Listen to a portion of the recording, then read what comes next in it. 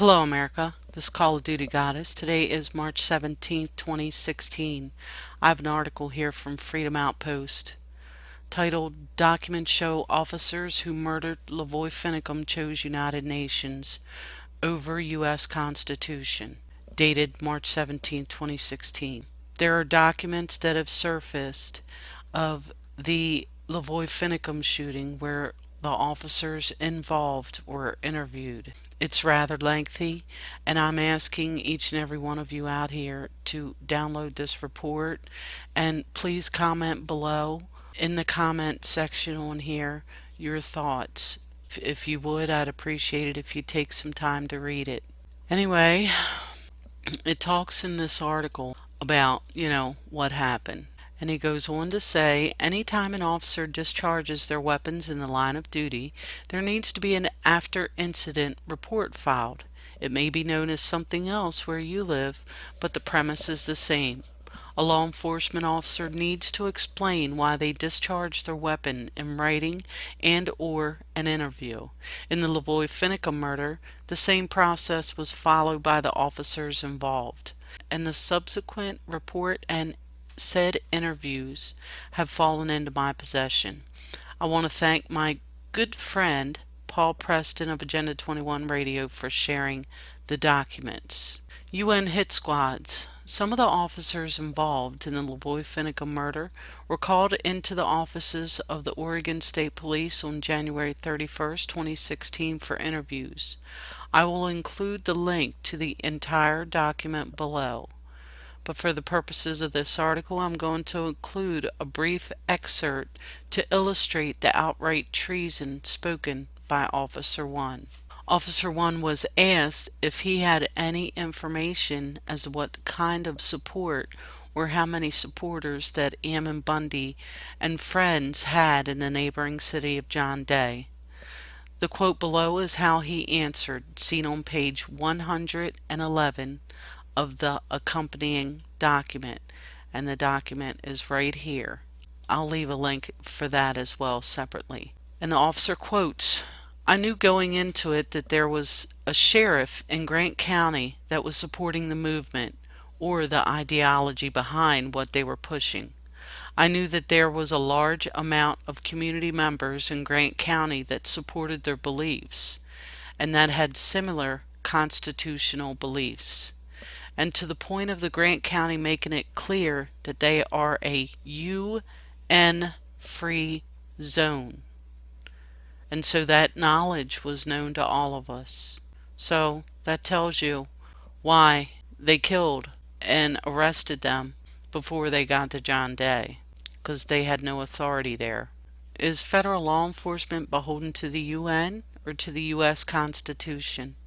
I think that the answer is clear. And he goes on to ask all writers and alternative media, download the PDF and look at it. And I'm encouraging each and every one of you viewers, you want to help, you have free time, I'm leaving this link.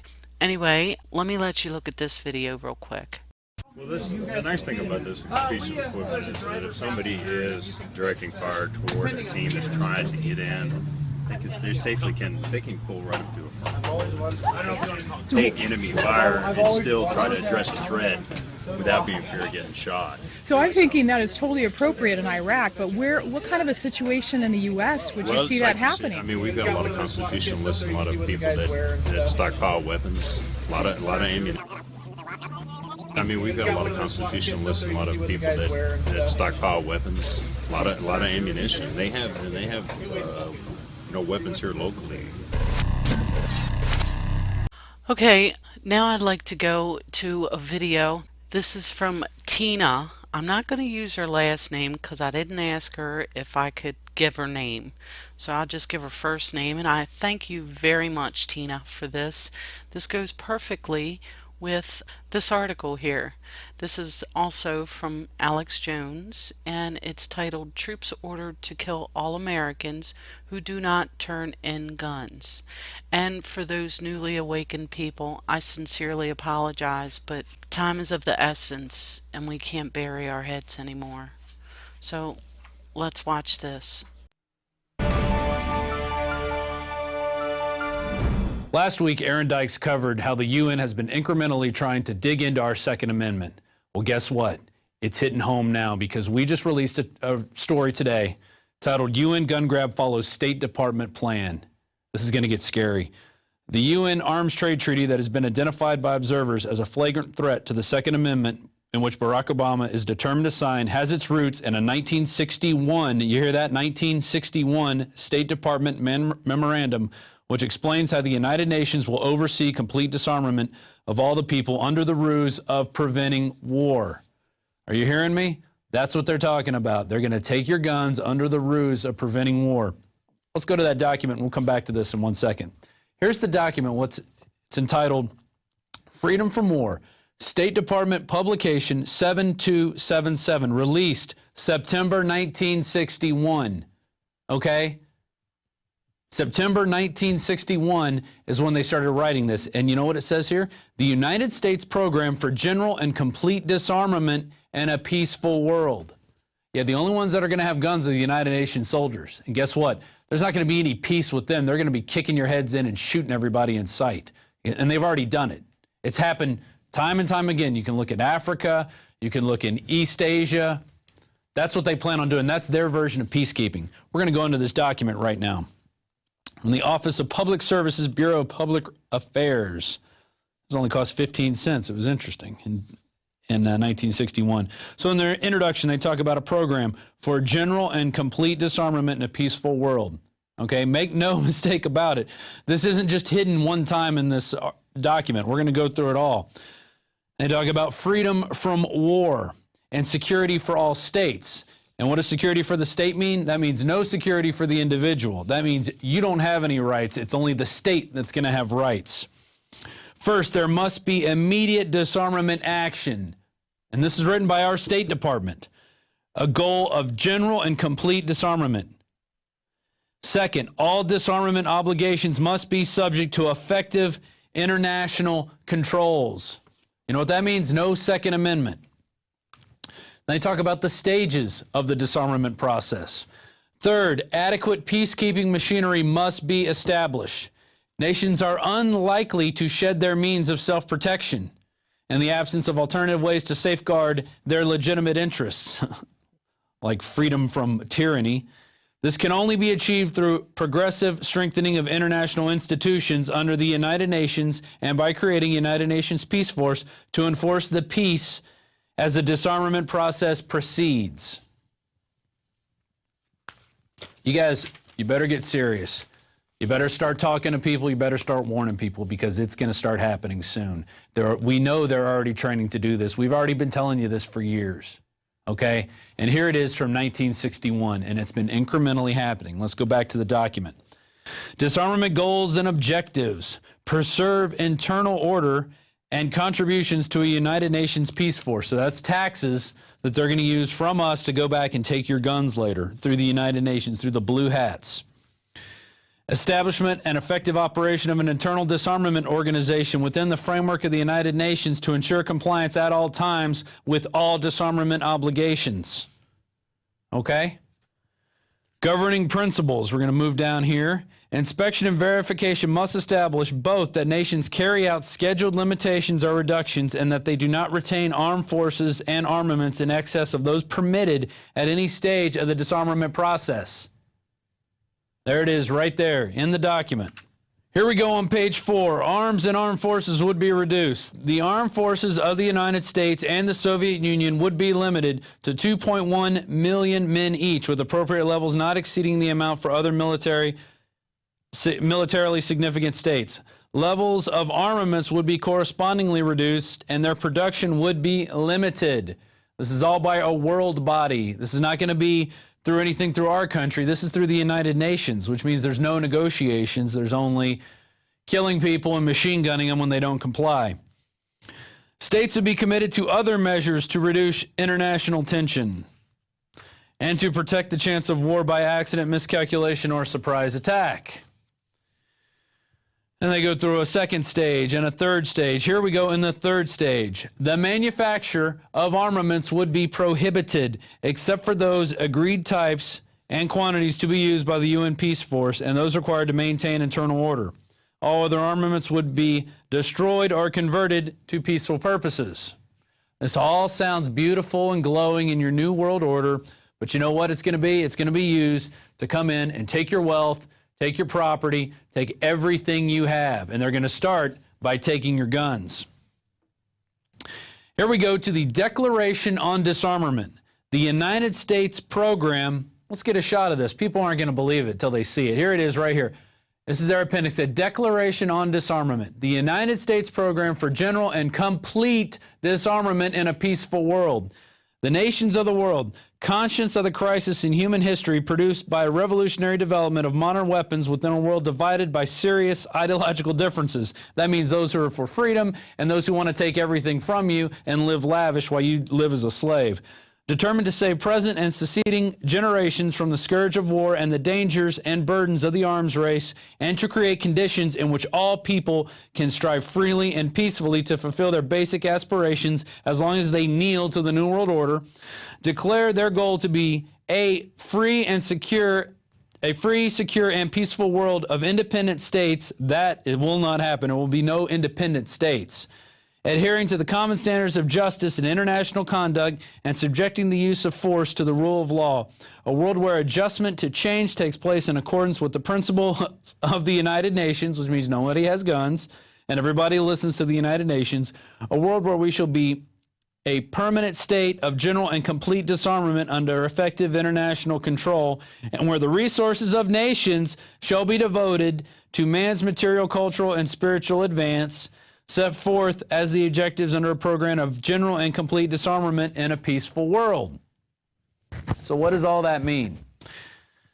Well, that means they're going to take your guns, and once they take your guns, you're not going to have any type of freedom of speech. You're not going to have any type of freedom of the press. You're not going to have anything. And we already reported on this before. I want to go back to the UN gun grab follows State Department plan. This came out today from Paul Joseph Watson, dated Monday, July 16th, 2012. There's the article. You can go read it all on Infowars.com. They link to a Forbes article. Under here, it's the UN arms treaty has caused so much controversy because it outlines a plan to target all types of conventional weapons, notably small arms and light weapons, according to Forbes' Larry Bell. There's the Forbes article. So even Forbes is saying they're coming after your Second Amendment. All right, and Forbes isn't known for protecting the Second Amendment at all. They also have a quote from U.S. Ambassador to the UN, John Bolton, who said probably the first intelligent thing I've ever heard him say.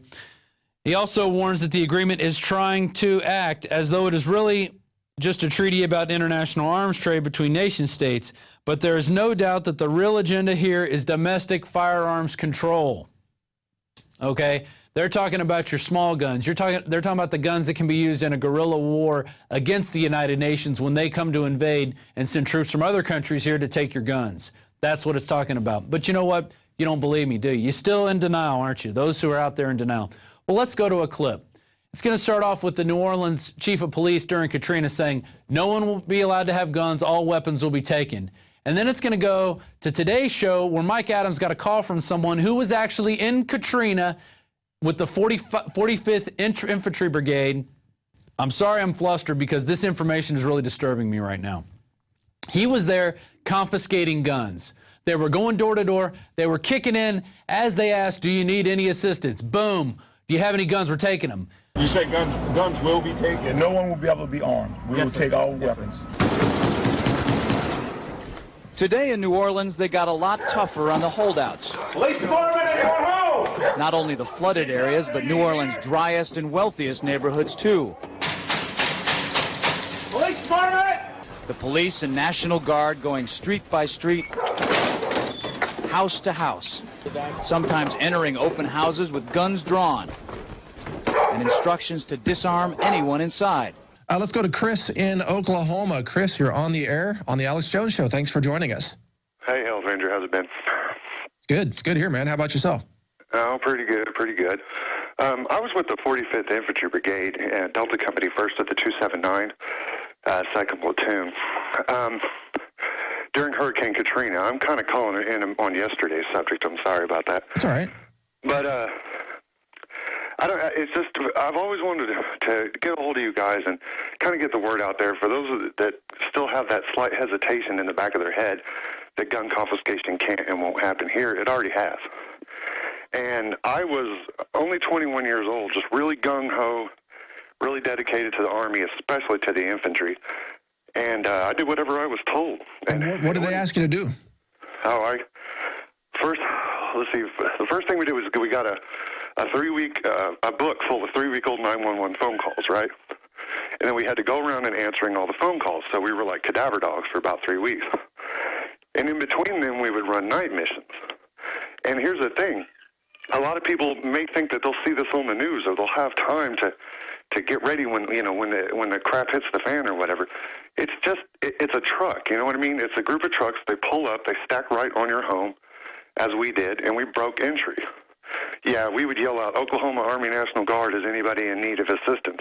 But that's as we were booting in the door.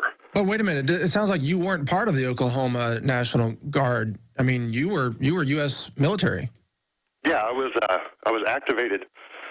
I think about a week after Katrina, I was watching it on the news, and Sheriff Kamiko of Fox 23 told me before my unit even got a hold of me that I was going to New Orleans. Wow. So when we got sent in, and we were the very, very first boots on the ground. Alpha Company. And you were confiscating firearms? Left and right, yes.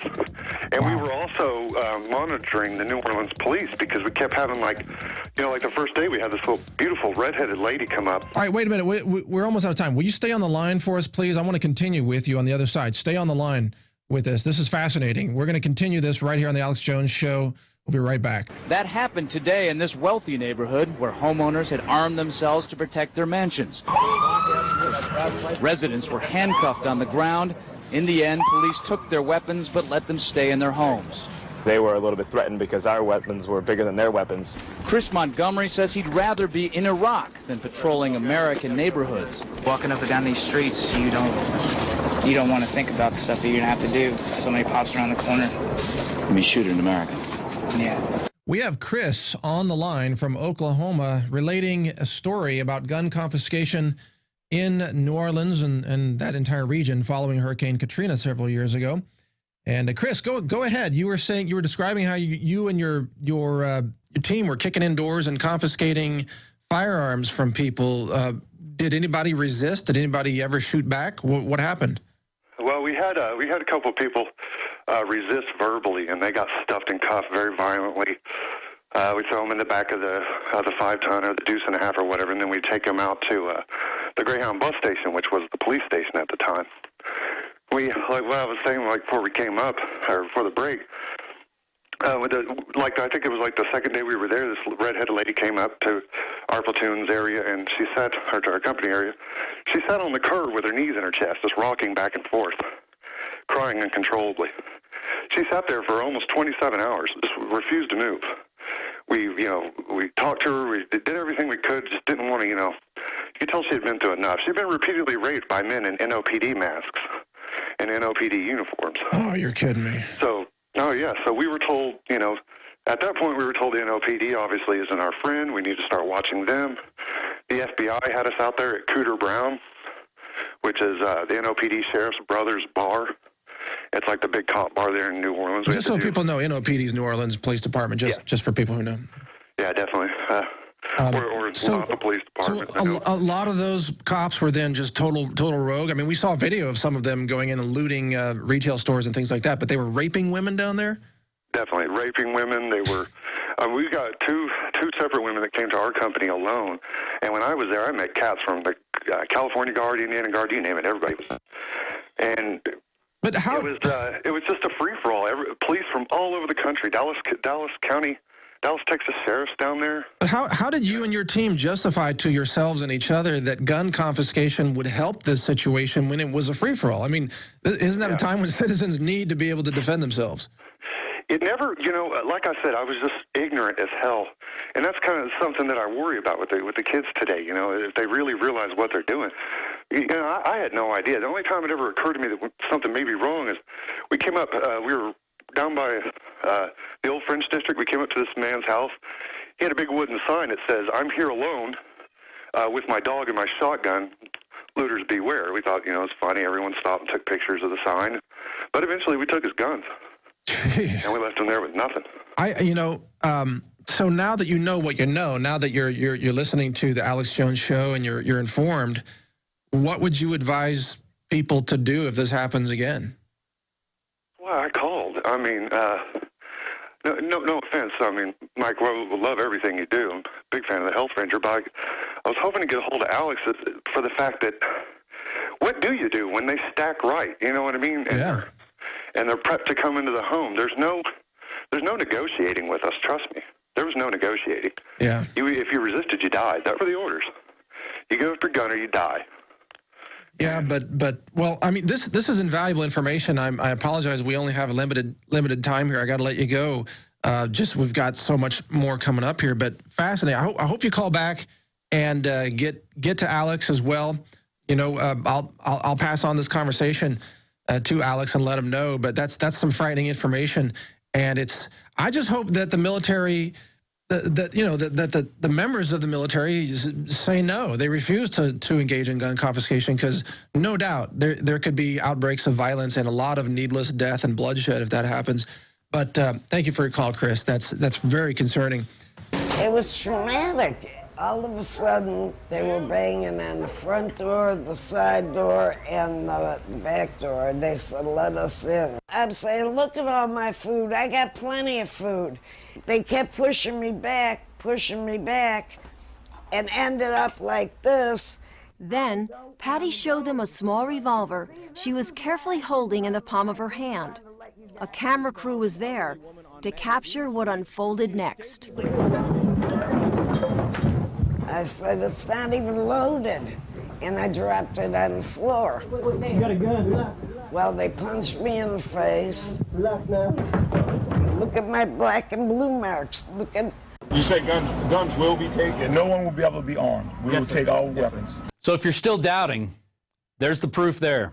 They went into New Orleans. They went into the high and dry areas. They went in just to grab guns because that's what they were training to do. It wasn't about helping people. It was about taking people's guns to see if they could get away with it under a crisis. And that's how it's going to happen. It's going to happen in the dead of night. Did you hear the soldier talking? He said, we pulled up at night and we just busted in and grabbed guns. That's how they do it. They're not going to be, hey, please turn in your guns. No, it's going to be right down to the wire, and you're not even going to know that they're going to be there until they're on top of you while you're sleeping in your bed. So you better start making a plan. You better start having firearms. You better start learning how to shoot. You better start getting ammo. Because if you don't exercise the Second Amendment, it will be taken from you. And when the Second Amendment goes, it's UN tyranny, it's boots on your forehead, it's slave internment camps, and it's all going to happen. They've all been making plans. Remember in July, early July, July 6th, we had the article by Paul Joseph Watson. Army manual outlines plans to kill rioters and demonstrators in America. Newly leaked U.S. Army military police training manual for civil disturbance operations, that means here in the United States, outlines how military assets will be used domestically to quell riots, confiscate firearms, and even kill Americans on soil during mass civil unrest. Warning shots will not be fired. And that he linked to a Hong Kong document, and we can go to that, and it shows you some of the things they're going to use. Oh, there's the grenade launchers they're going to use against you. There's the little round that they're going to put in there as they shoot at you. Okay? That's what it's all about. It's all about you. It's all about them creating the crisis. And then they come at you and take your guns because the crisis has been created. It's unfolding right now. Okay? The economy is going down the tubes. Everywhere in Austin, they have these free or so-called free money title loans things where they give you free money or so-called, but then they come and take your property. Those only happen when there's a bad economy and when people don't have jobs, and they're springing up everywhere like weeds. Okay, and they're brand new and they're painted and they just, boom, they pop up. There's 5 of them right around my house. And I live in a pretty decent area of town, but it just says everybody's hurting. And when people start hurting, people start doing crazy things. Just like Gerald Celente says, when they lose everything, they lose it. And that's going to be the pretext to come in and start taking people's guns, and the Army's going to be kicking in doors, and they're training the National Guard to do it, and they're training the military police to do it, and they're training your SWAT teams, and they're giving them giant battle tanks to do it. It's all coming down. One more article I want to get to. Army Corps trained soldiers to confiscate constitutionally protected firearms. That was from Kurt Nimmo, the same day we released the other one, right? And we got that from the guys over at Hong Kong. Dan Fight sent that to us.